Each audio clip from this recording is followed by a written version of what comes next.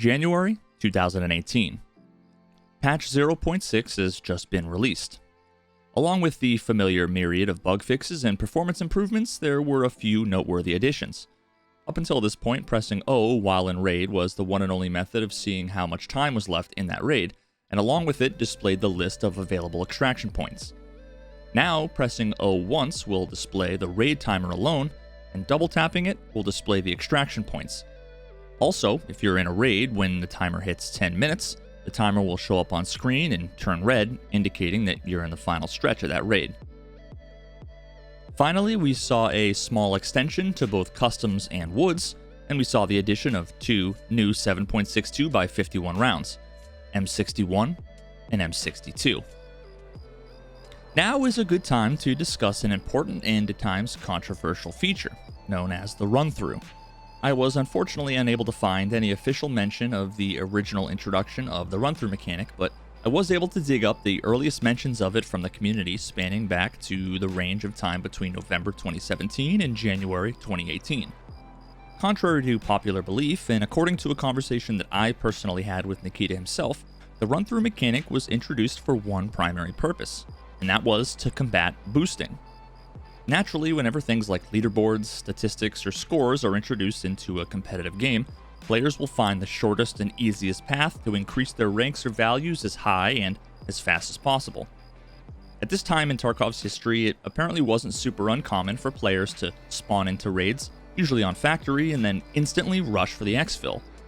Within a moment or two after spawning in, they would be safely back in their stash with one more survived raid added to their stats. This activity, and the boosted survival rate stats that came along with it, was common enough and disliked enough by BSG to the point that they introduced the run-through mechanic to combat it.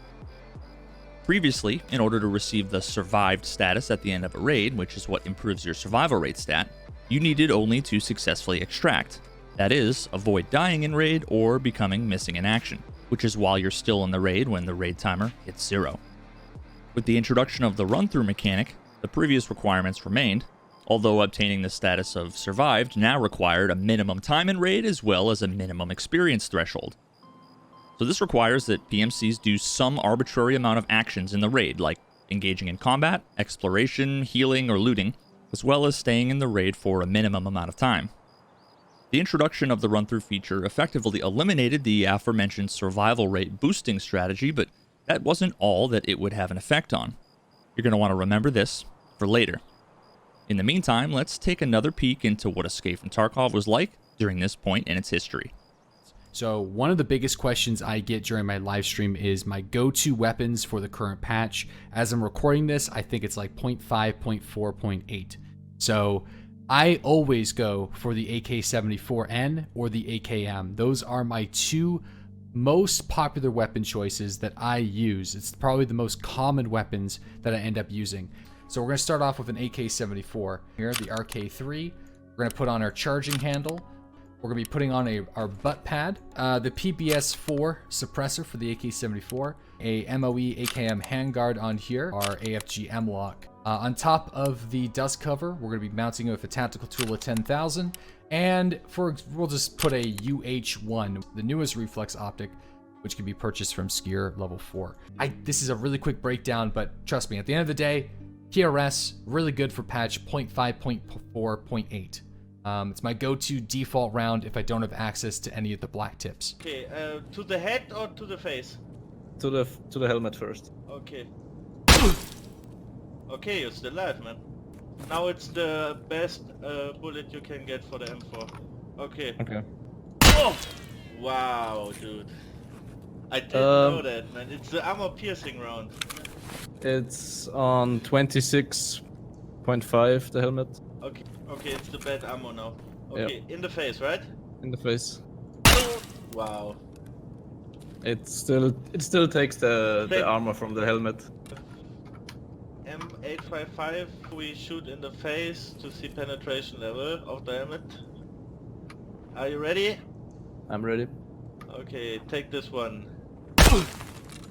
Yeah, it was a headshot. I took 1 HP damage, and the helmet is at 29.8. I think I have the bug where it doesn't show me Okay. Oh, I can inspect it, then it shows me. Okay, the helmet is at 49.5. But I took chest damage again, not helmet. Lol. Maybe deflection from the bullet. Yeah, it could be.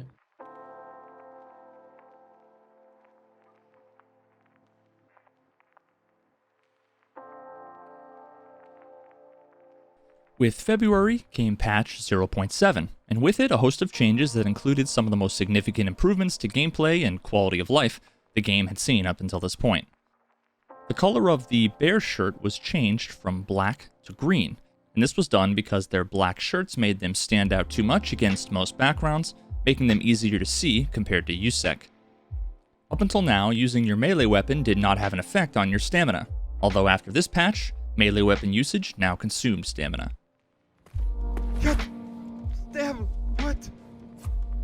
In the face, in the throat, in the freaking kidneys. What the heck? Sneak attack, sneak attack. A common practice during this period of time, very much like the stat boosting discussed earlier, was dog tag farming. Because dog tags could be sold to therapists for over 1,000 rubles per character level of the slain PMC, you could very easily make hundreds of thousands of rubles per raid if you got in with a few friends, killed them all, took their tags, and then left the game. Not only did this allow players to unfairly farm massive amounts of rubles, but it also, of course, diminished the experience for all the other PMCs in that same raid with you who might have wanted some action. The first of the major quality of life improvements was the improvement of door interactions. We all know what it's like unlocking doors in Tarkov today. You're essentially locked into the animation as soon as it begins, with no way to cancel or react in any way. One of the hallmarks of the early days of Tarkov was the normal unlocked door animations. Until this patch 0.7, opening doors normally was nearly as bad as unlocking doors today, but thankfully this patch increased the speed of the animation and no longer locked your character in place while you're opening the door. Think about how many doors in Tarkov have been opened since February of 2018, and then consider how many USEC and Bear lives have been saved because of this change alone.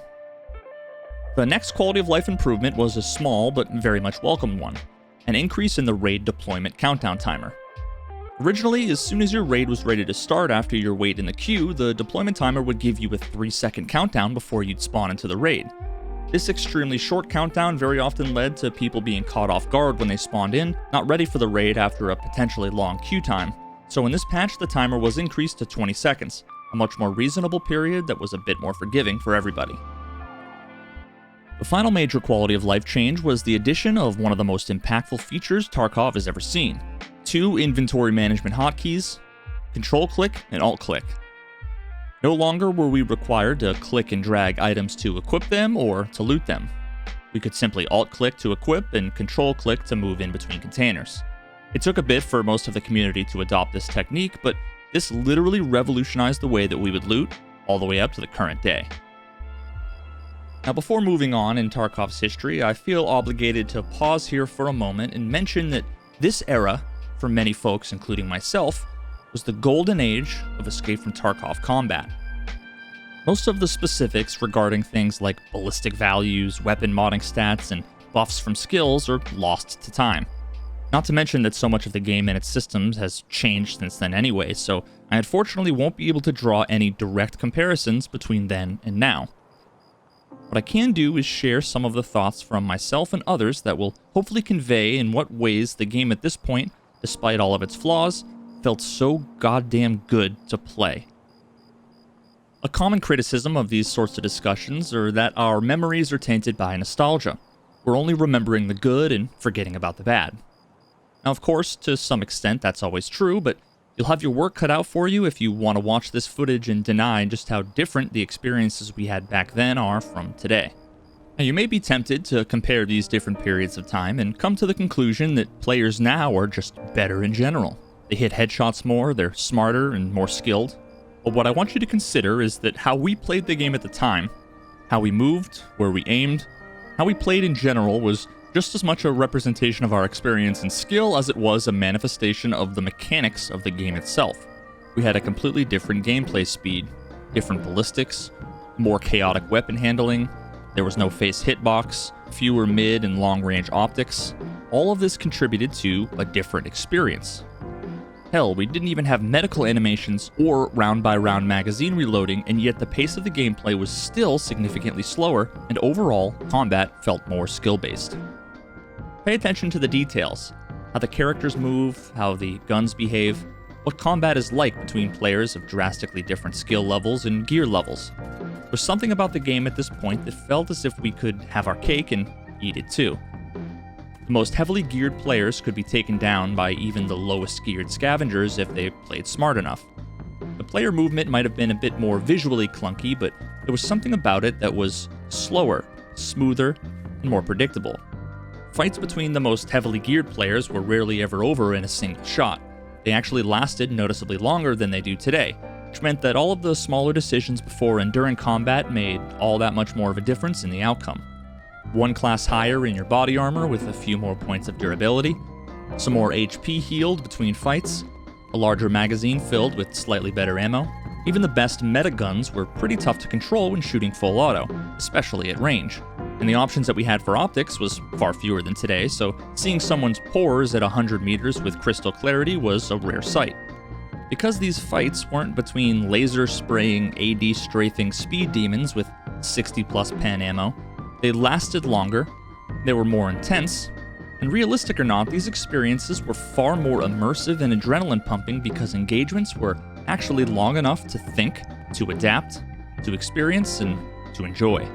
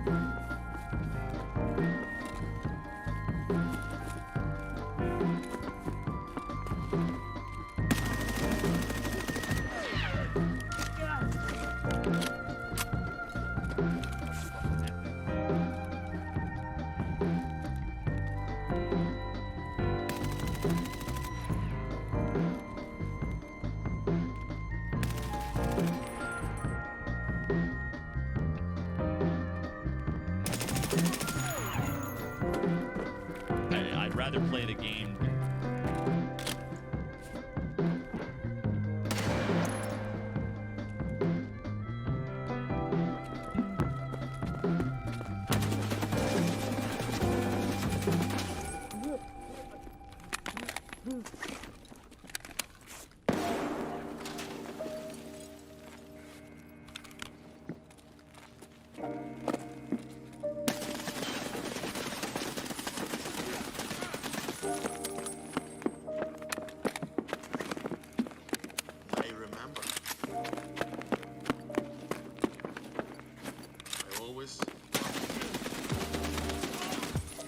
That was fucking intense.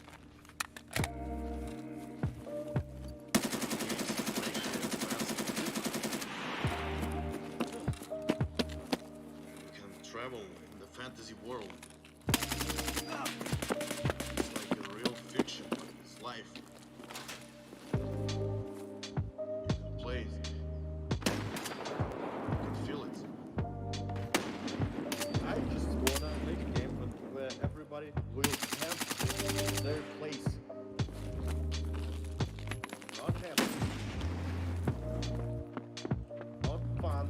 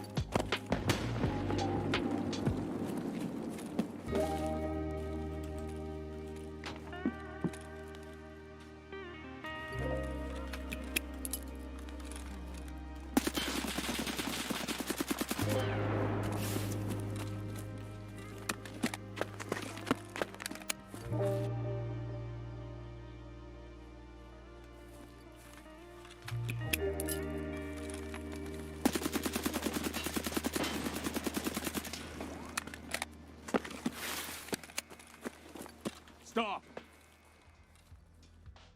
Because this era of Tarkov served as a launching pad for some of the most beloved, infamous, and otherwise noteworthy personalities, both in Tarkov as well as the online video gaming sphere in general, it would naturally follow that it would also be chock full of some of the most iconic and memorable moments in the game's history.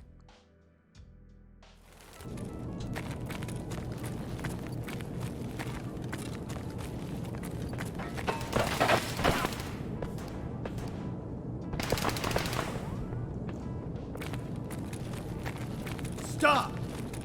Weapons hold! I need a weapon. Need a gun. Freeze!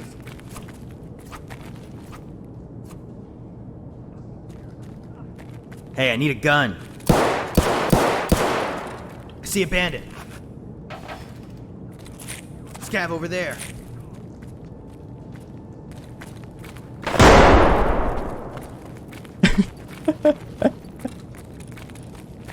Stop shooting good guys, you fucking asshole! That's not what I'm trying to say to him. You got problems? What the fuck? Hold it! Man, you're fucked! Need fucking help! I'm leading, let's go. Everybody, on me! Follow me. Alright, fine. Loot the jacket. Loot the jacket. Go ahead.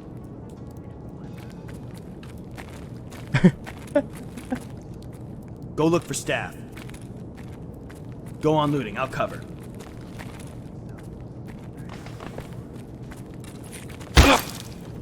I stabbed him. I've got a bad feeling about this. Hold it! Piece of shit!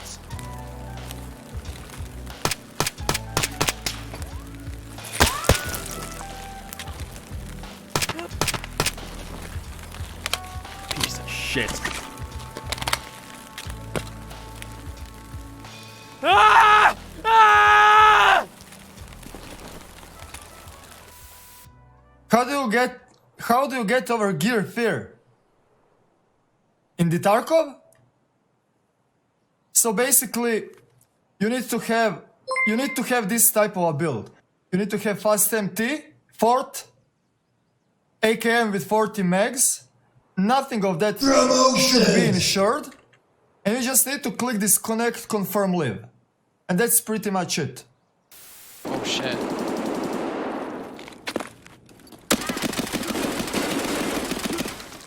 Wait, he's not dead yet?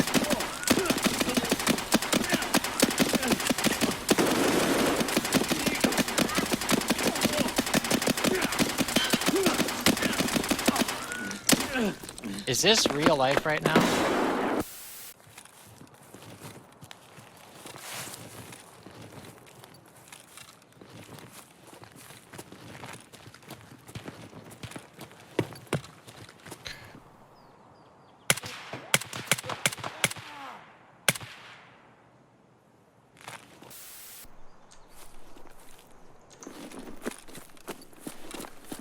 Did your boy just get dunked, dude?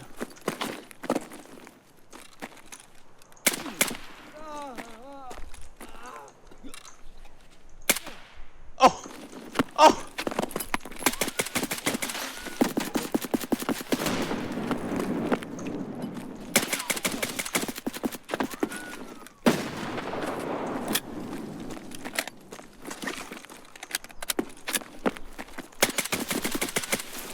Almost was dead. Huh? First though, so we can get that out of the way. So just right click. I can't like unequip it. You can't right click it and click discard? Oh, discard, there it is. Discard, yeah. Oh, we're getting lit up, we're getting lit up. I'm searching. No! I was... No!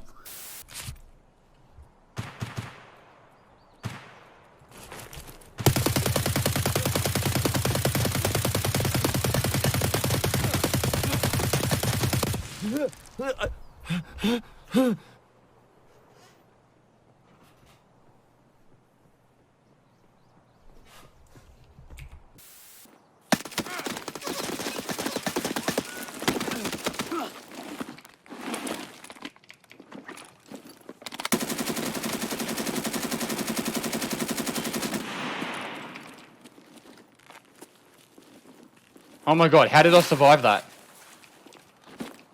And where was he hiding? Oh,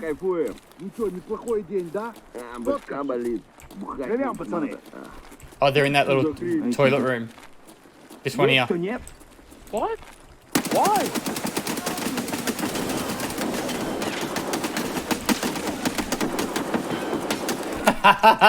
You ready? I'll open the door. You good?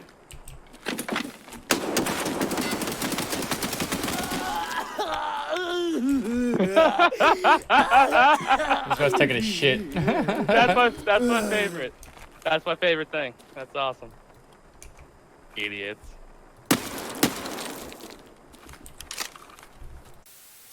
I almost want to jump to that roof.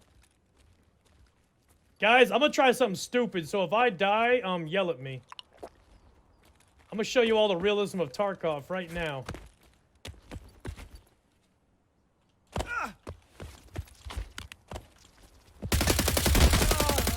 There it is. There's your realism. Here we go, here we go.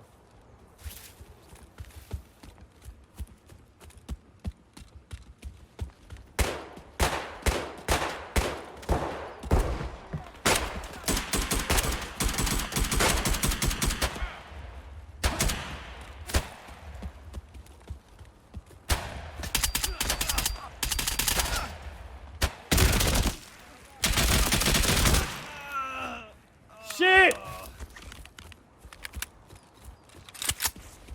They killed one of their own thinking it was me.